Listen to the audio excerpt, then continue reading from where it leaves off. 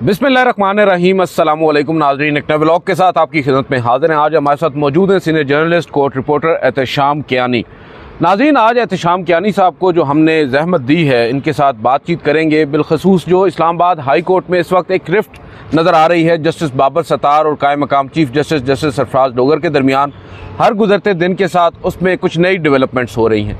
गुज़श्ता रोज़ हमने देखा जस्टिस सरफराज डोगर साहब ने एक कदम आगे बढ़कर जस्टिस बाबर सत्तार पर ज़ाती नोयत का अटैक किया और आज जस्टिस बाबर सत्तार साहब भी खामोश न बैठे। उन्होंने आज एक और ऑर्डर जारी कर दिया और इस सब में डीजी इमिग्रेशन एंड पासपोर्ट जो हैं वो अब रगड़े में आ रहे हैं और एक मरतबा फिर उन्हें ज़ाती हैसियत में तलब किया गया है। इस पूरे केस का जो बैकग्राउंड है वो अव्वल तो पूछेंगे एहतशाम कियानी साहब से कि ये है क्या और क्यों कर जस्टिस बाबर सत्तार इस केस में इतना इंटरेस्ट ले रहे हैं और क्यों कर जस्टिस सरफराज डोगर एक मुकदमा जिसमें अभी हतमी फैसला नहीं आया, जो फैसले हैं अबूरी फैसले हैं, हुक्मनामे हैं, उनको मुअत्तल करने पर तुले हुए हैं। और क्या वजह है कि कोई भी एक फ़ैसला जो पहले तो जो जजेस साहिबान है इस्लामाबाद हाई कोर्ट के, बिलखसूस 5 जजेस साहिबान जिन्होंने सुप्रीम कोर्ट में दरख्वास्त भी दायर कर रखी है, वो जो भी मुकदमा उनके सामने समाअत के लिए मुकर्रर होना है वो सरफराज डोगर साहब ने तय करना है। अहम मुकदमा मुकर्रर नहीं होता और जब कोई मुकदमा मुकर्रर हो जाए और उस मुकदमे में कोई ऑर्डर ऐसा आ जाए जिससे हुकूमत को मुश्किल हो सकती है, सरफराज डोगर साहब अपेरेंटली बीच में आ जाते हैं और उस फैसले को मुअत्तल कर देते हैं।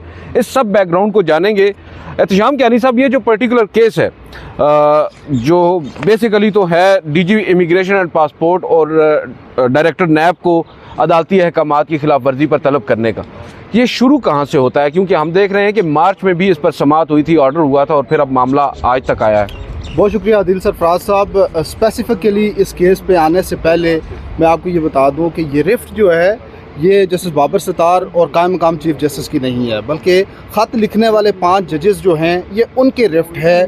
उनका ये मानना है कि जस्टिस सरफराज डोगर को गलत तौर पर इस्लामाबाद हाई कोर्ट में लाया गया और उस वक्त के चीफ जस्टिस जो थे आमिर फारूक साहब, उन्होंने एक नई सीनियरिटी लिस्ट जारी की।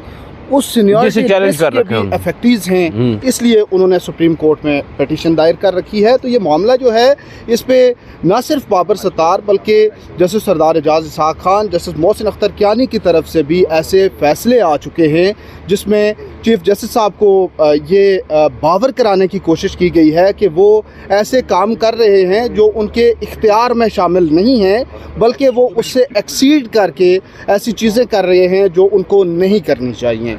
तो अब ज़रा मामला जो ज़्यादा गर्मा गर्मी वाला हो गया है वो जस्टिस बाबर सत्तार का और कायम मकाम चीफ जस्टिस का इस वजह से हो गया कि जस्टिस बाबर सत्तार ने तौहीन अदालत का शो कॉज नोटिस जारी किया डीजी इमिग्रेशन एंड पासपोर्ट और डायरेक्टर नैब को। उसकी वजह यह है कि आजकल आप देख रहे हैं, आपको पता है कि थोक के हिसाब से लोगों के नाम जो हैं वो सफरी पाबंदी की फहरिस्तों में शामिल किए जा रहे हैं। ECL में सफरी पाबंदी की फहरिस्त इसलिए कह रहा हूँ कि सिर्फ ECL नहीं है बल्कि वो PCL है, PNIL है, कोई स्टॉप लिस्ट और से भी है और इसके अलावा भी कोई है। और ये होता ही है कि जब कोई शख्स जा रहा होता है सफ़र करने के लिए बैरून मुल्क कर रहा होता है, एयरपोर्ट पे पहुंचता है तो पता चलता है, टिकट वगैरह उसने ख़रीदा होता है और आगे से पता चलता है कि आपका नाम ECL में। तो इस पे जस्टिस बाबर सत्तार ने एक 25 या 26 पेजर एक ऑर्डर किया। उस ऑर्डर में उन्होंने मुख्तलिफ फ़ैसलों का हवाला दिया कि एक बंदे का नाम जो है ECL पे डाला गया या किसी और स्टॉप लिस्ट पे डाला गया, उसमें रिकमेंडेशन है किसी एजेंसी की, जैसे नैब रेकमेंड करता है। नैब ने रेकमेंड किया जी इस शख्स के ख़िलाफ़ केस है, तो जस्टिस बाबर सत्तार का ये मानना है कि अगर directorate of immigration of passport जो है वो अगर नाम किसी का किसी सफरी पाबंदी की फहरिस्त में डालती है तो वो सिर्फ उसके लिए एक रिकमेंडेशन आ जाना काफ़ी नहीं है, बल्कि उन्होंने अपने तौर पर भी उसको असेस करना है, एवेलुएट करना है कि जो अलज किया जा रहा है उसमें सब्सटेंस क्या है, कितना एक स्ट्रॉन्ग उनका वो रिकमेंडेशन है। उसकी बुनियाद पे उन्होंने खुद तयन करके फिर फैसला करना है। और उस बंदे का जिसका नाम डाला जा रहा है उसको नोटिस भी तो करना है ना, उससे पूछना भी है कि भाई, उससे बताना भी है और वो हो सकता है अपना केस आपके सामने। बिल्कुल ऐसे ही है।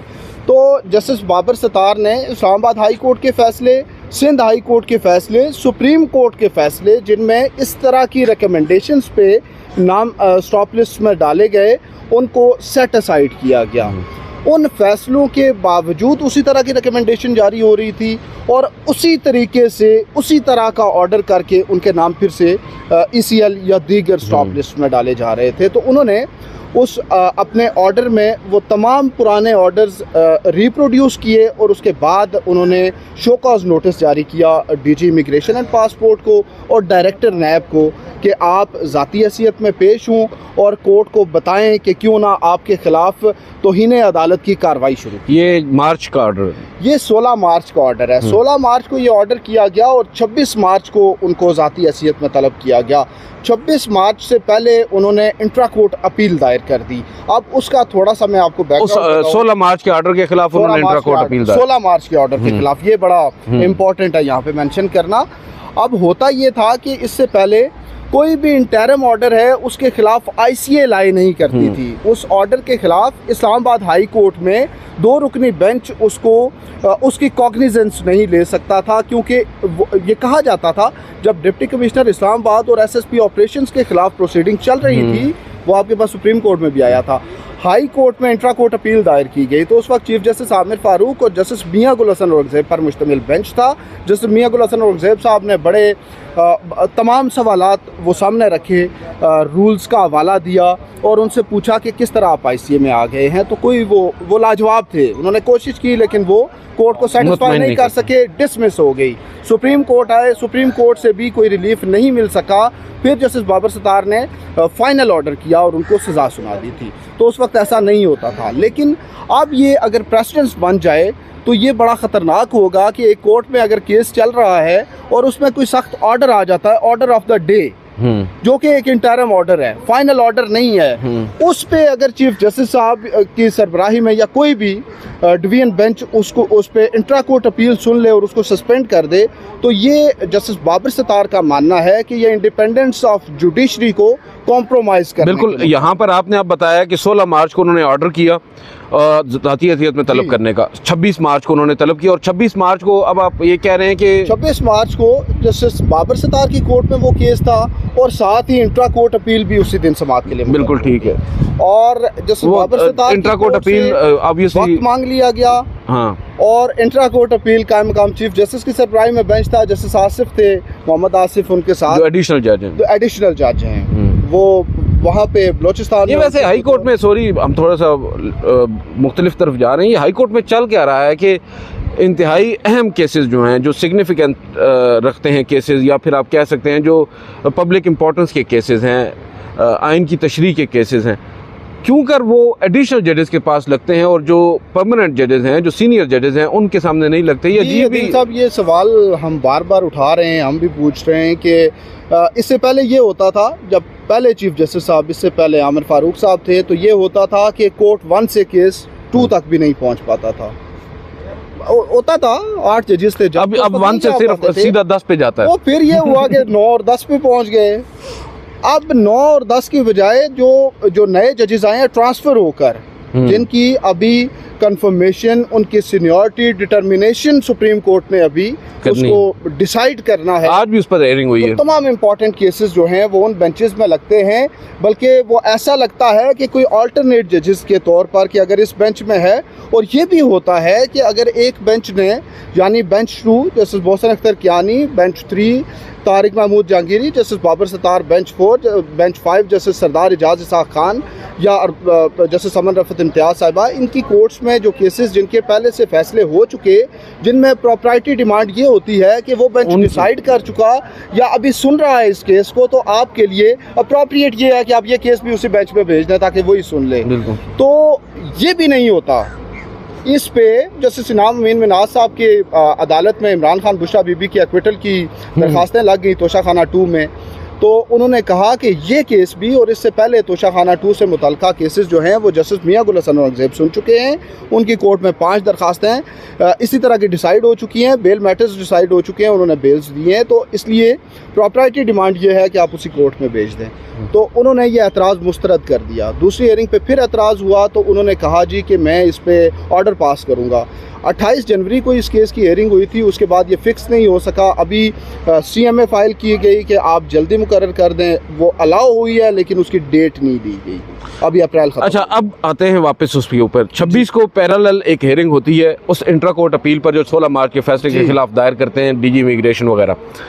सरफराज डोगर साहब जस्टिस बाबर सत्तार साहब के 16 मार्च के फैसले को सस्पेंड कर देते हैं, जबकि 26 मार्च को ये हेयरिंग होती है और 26 मार्च को जस्टिस बाबर सत्तार साहब एक और अबूरी हुक्म भी जारी कर देते हैं, लेकिन वो सस्पेंड नहीं होता क्योंकि उसी रोज़ का होता है। हाँ, और वो इम्प्यून भी नहीं होता। और वो जो 26 मार्च को जस्टिस बाबर सत्तार ऑर्डर करते हैं उसमें 28 अप्रैल की तारीख दे देते हैं और उन्हें ज़ाती हैसियत में पेश होने का कह देते हैं। अब इस सब में अगर मैं गलत नहीं हूँ, मुझे करेक्ट कीजिएगा, जस्टिस बाबर सत्तार साहब का जो 26 तारीख का ऑर्डर है वो तो इंटैक्ट है।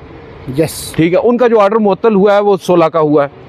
ठीक है, अब 26 को एक ऑर्डर वो कर रहे हैं कि भाई ये 28 तारीख को मुकदमा मेरी अदालत में लगेगा, समाअत के लिए मुकर्रर होगा, फ़लाँ जो लोग हैं उनको मैं नोटिस कर रहा हूँ।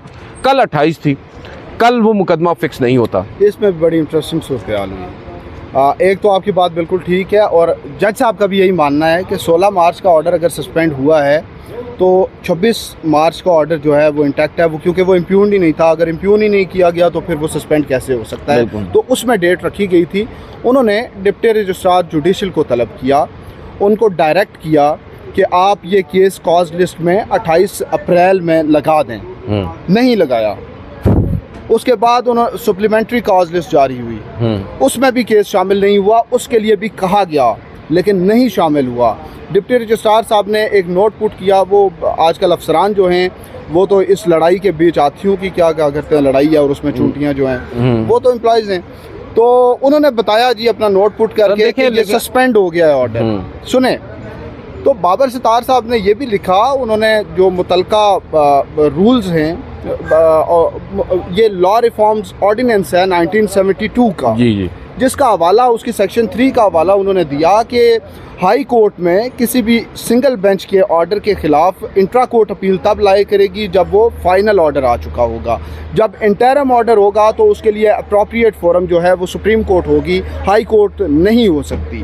तो इस वजह से वो एक तो ये कहते हैं कि ये इंट्रा कोर्ट अपील लाई ही नहीं करती थी, ये तो इन लिमिने इसको डिसमिस हो जाना चाहिए था और इससे पहले होती भी रही हैं। दूसरा वो कहते हैं कि 26 मार्च का ऑर्डर सस्पेंड नहीं हुआ तो इसलिए उसको कॉज लिस्ट में शामिल होना चाहिए था। ये हाई कोर्ट का स्टाफ जो है या रजिस्ट्रार ऑफिस जो है उसने ये डिटरमिन नहीं करना कि एक जज कॉन्स्टिट्यूशनल कोर्ट के जज का ऑर्डर दुरुस्त है या गलत है। जब जज ने ऑर्डर कर दिया तो आपने उस पर एक्ट अपॉन करना था और आपने वो कॉज लिस्ट में शामिल करना था। नहीं किया, इस पर आप नेक्स्ट डेट ऑफ हियरिंग पे कोर्ट में पेश हूँ इन पर्सन और आप बताएं कि आपको पेनलाइज क्यों ना किया जाए, आपके खिलाफ डिसिप्लिनरी प्रोसीडिंग क्यों ना इनिशिएट। और ये वो ऑर्डर है जो कल उन्होंने 8 सफ़ों पर मुश्तमिल ऑर्डर किया और उसकी नेक्स्ट डेट जो है वो 7 मई है। और आज की जो हेयरिंग है जिसमें डीजी इमिग्रेशन एंड पासपोर्ट को तलब किया उसकी नेक्स्ट डेट भी 7 मई है। बिल्कुल सही है, बिल्कुल सही है। और ये केस है गलबन निजी कंपनी के मैनेजिंग डायरेक्टर का नाम सफरी पाबंदी के फहरिस्त से निकालने का। मुस्तफ़ा जमाल काजी साहब जो है उनको ज़ाती हैसियत में तलब किया गया है जो डीजी इमिग्रेशन है। अब्दुल कादर साहब की दरख्वास्त पर यह समाअत हुई है और एक मौके पर जो वकील हैं उन्होंने कहा है कि अब्दुल कादर का नाम वफाकी काबीना की मंजूरी से सफरी पाबंदी की फहरिस्त में शामिल किया गया है। तो आप डीजी को तलब ना करें। हाँ जी, उन्होंने कहा, बाबर सत्तार ने कहा कि इट्स एन ऑर्डर। बिल्कुल, and he has to appear before the court. बिल्कुल, उन्होंने कहा अदालत ने ऑर्डर कर दिया है, डीजी इमिग्रेशन पासपोर्ट आइंदा समाअत पर अदालत में पेश हों। अब मुझे ये बताएं, जो कल हम ये सुन रहे हैं कि जो सरफराज डोगर साहब हैं बड़े काबिल होंगे, मैं नहीं जानता, मैंने उनको कभी कवर नहीं किया, तारीफ़ें बहुत सुनी हैं उनकी।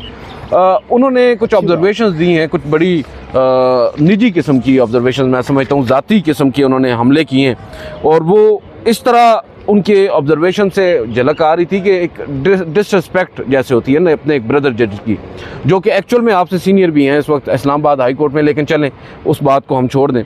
आप उनको टॉन्ट कर रहे हैं कि भाई ये ख़बरें जियो पर चलवाने के लिए या आर्टिकल छपवाने के लिए इस तरह की ऑर्डर्स जारी कर रहे हैं। आपको लगता है ये जो इस तरह की ऑब्जर्वेशन है इनसे ये जो लड़ाई है ये मज़ीद ज़्यादा इसमें पनपना जो है वो ज़्यादा नज़र आ रहा है? और इसमें मैं तो ये समझता हूँ कि शायद ये 5 जजेज़ एक साइड पर, कुछ और जजेज़ भी ऐसे हो सकते हैं जो सरफराज डोगर साहब की इन ऑब्जर्वेशंस पर नाला हों।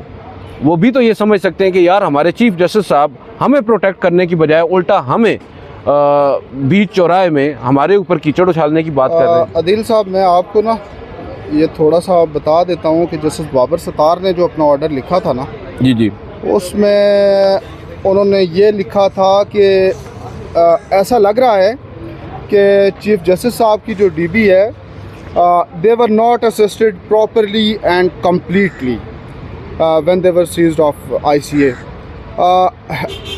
ये आगे उन्होंने जो लिखा है, had their attention been drawn to the settled legal proposition mentioned above, it is unthinkable that they would have summoned the record of the court or otherwise issue any direction that would thwart and or frustrate the proceeding pending before the court। अब उन्होंने brother जजेस लिखा है और नहीं, और directly बात भी नहीं की। उन्होंने कहा है कि इनको प्रॉपर असिस्टेंस नहीं दी गई।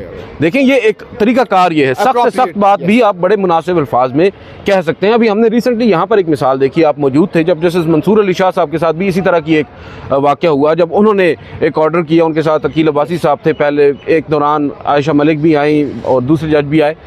वो भी बड़े तमीज़ के दायरे में, तहजीब के दायरे में, एक जज होने के नाते उन्होंने अपने ब्रदर जजेस को नोटिस तक उन्होंने नहीं किया। उन्होंने सवाल उठाया जिसके ऊपर भी ब्रदर जजेस ने अपना जो रिएक्शन दिया वो बड़ा, आप कह सकते हैं, सटल था। उन्होंने तल्ख बातें भी की मगर लहजा बड़ा नरम था।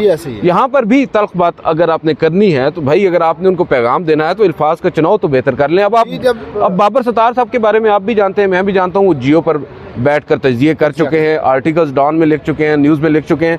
अब यहाँ पर आप उन पर ज़ाती नोयत का हमला कर रहे हैं कि शाम को जियो पर खबरें चलवाने के लिए जज साहब ये ऑर्डर कर रहे हैं, ये जेब नहीं देता। एक आर्टिकल चले, कोई खबर चल जाए शाम को, तो शाम को प्रोग्राम्स वगैरह होते हैं, तो उसका शौक वगैरह है उनको। तो अब हुआ ये कि जब ये डीबी में भी कल ही हियरिंग थी, तो उनकी कोर्ट जब स्टार्ट हुई तो डीजी इमिग्रेशन एंड पासपोर्ट के जो वकील हैं वो पेश हुए और उन्होंने कहा कि जस्टिस बाबर सत्तार ने एक और हियरिंग की है और उन्होंने एक और ऑर्डर जारी कर दिया है।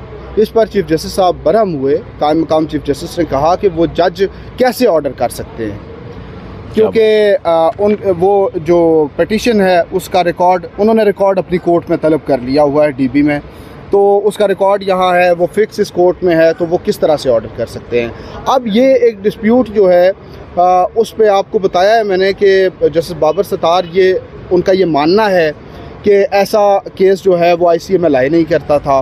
दूसरा, वो कह रहे हैं कि ये ऑर्डर सस्पेंड नहीं हुआ था, तो इसलिए कॉज लिस्ट में नहीं है। लेकिन जस्टिस बाबर सत्तार का ऑर्डर अब ये हमें रिफ्लेक्ट करता है कि उन्होंने लिखा है कि नेक्स्ट डेट ऑफ हियरिंग जो 7 मई की है, उसमें वो भी अगर कॉज लिस्ट में नहीं आती तो फिर भी समाअत होगी।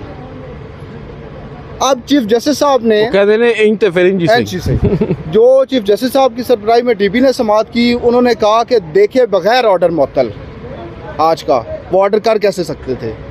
क्या बात है, वो आर्ग्यूमेंट सुने ही नहीं ना। उन्होंने कहा ये ऑर्डर भी सस्पेंड है, मुझे देखने दें जाके कि वो किस तरह से ये कर सकते हैं। उनको शौक है कोई खबरें चलवाने का, आर्टिकल्स चलवाने का। क्या बात। तो ये आपकी बात ठीक है, पर्सनल है, मतलब कर्टसी लेवल की तो कोई चीज़ ही नहीं है ना जी। दरअसल इस वक्त एडमिनिस्ट्रेटिव साइड पे भी चीज़ें नहीं हो पा रही, क्योंकि एडमिनिस्ट्रेशन कमेटी भी नहीं है। कोई नया नोटिफिकेशन तो अभी तक मेरी नज़र से तो नहीं गुजरा।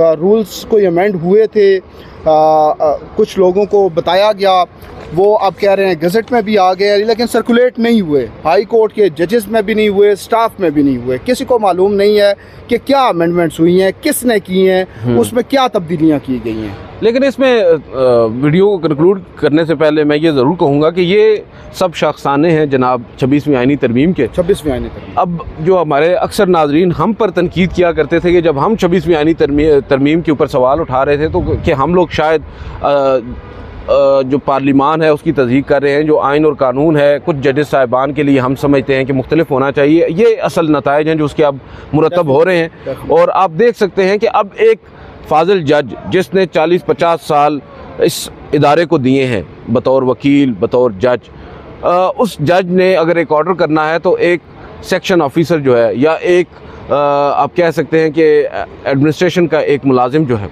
वो उस फैसले को रद्दी की टोकरी में फेंक सकता है और उसके पास एक शेल मौजूद होगा, जनाब चीफ जस्टिस का जवाब होगा कि मुझे तो चीफ जस्टिस।